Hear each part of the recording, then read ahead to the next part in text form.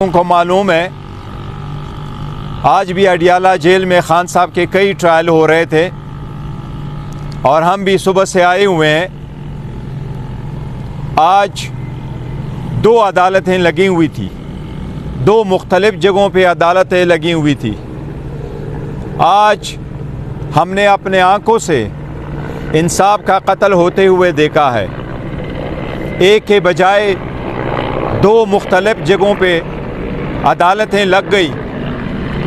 एक अदालत accountability court की लगी थी जिसमें क्रॉस एग्ज़ामिनेशन हो रहा था, जिसमें खान साहब मौजूद थे और उस वक्त at the same time cipher trial के लिए एक अलग सी जगह में जज साहब ने अदालत लगाई और वहाँ भी ये ऑर्डर कर लिया कि खान साहब को यहाँ प्रोड्यूस किया जाए। अदालत से दरख्वास्त की गई कि वो दूसरे कोर्ट में मौजूद है, उसके बावजूद प्रोसीडिंग कंटिन्यू होती गई। नेब के केस में रिक्वेस्ट के बावजूद कि एक मौका फराहम किया जाए ताकि हम क्रॉस एग्ज़ामिनेशन करें गवाहों पे, लेकिन जज साहब ने क्रॉस एग्ज़ामिनेशन का राइट स्ट्रक अप किया है। अब कल की क्या प्रोसीडिंग्स होगी वो अभी रिटन ऑर्डर आएगा तो हमें मालूम हो जाएगा।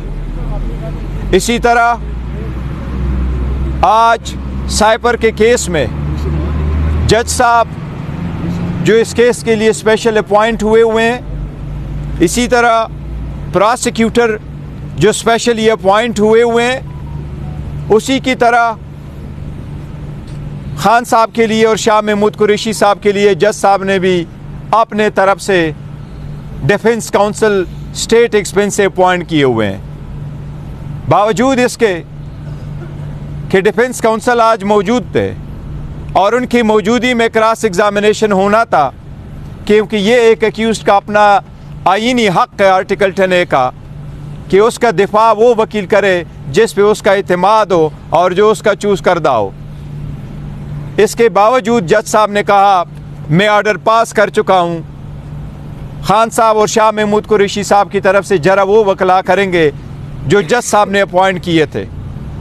और वो दोनों वकला न तो उनकी एक्सपर्टीज़ है इस लाइन में, नहीं उनके पास कंप्लीट फ़ाइल मौजूद थी, नहीं उनके पास इतनी इस्तात है कि न वो विटनेसेस पे वो क्रॉस एग्ज़ामिनेशन कर सके, और न ही खान साहब ने या शाह महमूद कुरैशी साहब ने उन वकला पे ट्रस्ट किया है।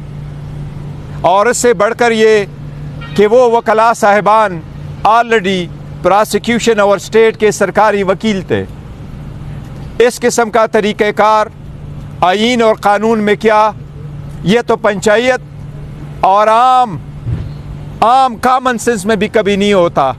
जिस तरीके से ट्रायल शुरू हुआ और जिस तरीके से 9 गवाह लाए गए और एक ही की तरफ से 2-3 क्वेश्चन किए गए और फिर कहा गया कि बाकी आप एडॉप्ट कर ले। इसी तरीके से आज 4:30 बजे उन्होंने क्रॉस एग्ज़ामिनेशन शुरू करके 8 बजे से पहले उन्होंने प्रोसीडिंग कंक्लूड कर ली और अब 10:30 है। जज साहब अभी भी कोर्ट में बैठे हैं, अपने रिटायरिंग रूम में मौजूद है। हम अभी बाहर निकले हैं और जज साहब 342 की स्टेटमेंट लिखवा रहे हैं। 36 सवालात पे शायद मबनी एक 342 की स्टेटमेंट कंप्लीट कर रहे हैं। इसका मतलब ये कि उन्होंने प्रोसिक्यूशन का एविडेंस कंक्लूड कर लिया। एविडेंस 342 की स्टेटमेंट के बाद क्लोजिंग आर्गूमेंट्स और जजमेंट होगी। हम ऐसे ट्रायल के शदीद अल्फाज, सख्त अल्फाज में मजम्मत करते हैं। ये आईन की खिलाफ वर्जी है, ये कानून की खिलाफ वर्जी है, स्पेशली ऐसे ट्रायल में और ऐसे जराइम में जिसमें डेथ सेंटेंस हो सकती है। 2 मरतबा इस्लामाबाद हाई कोर्ट ने इसको क्वाश करते हुए इसको स्ट्रिक्ट डायरेक्शन के साथ भेजा है, लेकिन जज साहिबान को अपनी तरफ से कोई जल्दी है इस केस में, और जल्दी जिस भी तनाजुर में एक मरतबा फिर हम अदलिया से बसद एहतराम मुखातबे और दरख्वास्त कर रहे हैं कि ये सब कुछ आपके आंखों के सामने हो रहा है। इस्लामाबाद हाई कोर्ट के चीफ जस्टिस से दरख्वास्त है कि आर्टिकल 203 के मुताबिक सुप्रीम कोर्ट से दरख्वास्त है कि सोमोटो के ज़रिए इसका तदारुक किया जाए। ऐसे सीरियस केसेस में आप the minimum bare minimum standard of the fairness जो है वो अपहोल्ड रखे। वो एक साबिक वज़ीर आज़म है, एक सबसे पॉपुलर पॉलिटिकल पार्टी का दुनिया का मकबूल तरीन लीडर है जिसका नाम है इमरान अहमद खान साहब नियाज़ी। जो लोग उसके नाम पे टाके ला रहे हैं, जो लोग उनको मिटा रहे हैं, अल्लाह अपने रहम करम के साथ अवाम के ताउन के साथ उसको मिटाने नहीं देगा। लेकिन हम अदलिया से दरख्वास्त कर रहे हैं कि ये आपकी आईनी ज़िम्मेदारी है, आपकी आईनी ज़िम्मेदारी है कि आपके जजेस साहिबान भी ट्रायल को आईनी तकाज़े पूरे करते हुए चलाए। मैंने इस आज जो प्रोसीडिंग देखी है ये तो शखाना का एक नया वर्शन है, उससे भी आगे जा रहा है। इसकी हम शदीद मज़म्मत करते हैं, हम हक़ महफूज रखते हैं। हम सवेरे इंशाअल्लाह इस्लामाबाद हाई कोर्ट भी इसके ख़िलाफ़ जाएंगे। लेकिन अभी से मेरी चीफ जस्टिस साहब से दरख्वास्त है कि आपके पास सामने अगर हमारी दरख्वास्त आ जाए तो काइंडली सेम डे के लिए इसको मुंतखब कर ले, सुने, आप ओपन हार्ट से सुन ले। हम उम्मीद करते हैं इंशाअल्लाह ताला आप हमें इंसाफ दिलाएंगे। लेकिन इंसाफ के लिए हम कहाँ जाएं? अदलिया के पास न जाए तो कहाँ जाएं? ये भी हमारा एक आईनी हक़ है।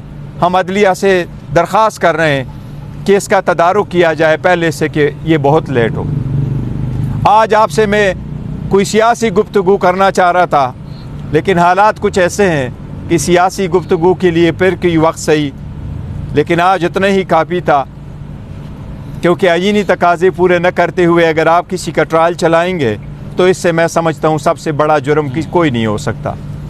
आज के लिए इतना काफ़ी, अनलेस आपका कोई क्वेश्चन हो। साहब, अहम तरीन गवाह है आज़म खान साहब। आज इमरान खान और शाह महमूद के डिफेंस काउंसिल के होते हुए उनका बयान जो है वो स्टेट की तरफ से जो डिफेंस काउंसिल दिया गया उनकी तरफ से लिया गया, ये कैसा? नहीं, देखे पहले जो खान साहब की तरफ से शाह महमूद कुरैशी साहब से वकला साहिबान आए हुए थे, सिकंदर जुल्करनैन साहब भी मौजूद थे, सफदर सलमान सफदर साहब भी आए हुए थे, उनको जाने नहीं दिया गया और उनका ट्रायल जो चल रहा था उनकी क्रॉस एग्जामिनेशन कंप्लीट कर दी गई। ये जज साहब के नोटिस में लाया गया था और उसके बावजूद जज साहब ने फरमाया कि चूँकि मैं ऑर्डर कर चुका हूँ कि स्टेट अपॉइंटेड काउंसिल प्रोसीड करेगा तो इसलिए मैंने उनसे करवाया। हमारी गुजारिश सिर्फ इतनी थी, मैंने भी जज साहब से गुजारिश भी यही की थी कि अगर डिफेंस काउंसिल के एब्सेंस में आपने किसी और वकील को अपॉइंट किया है तो चलो कोई जवाज़ होगा, आपने सोचा।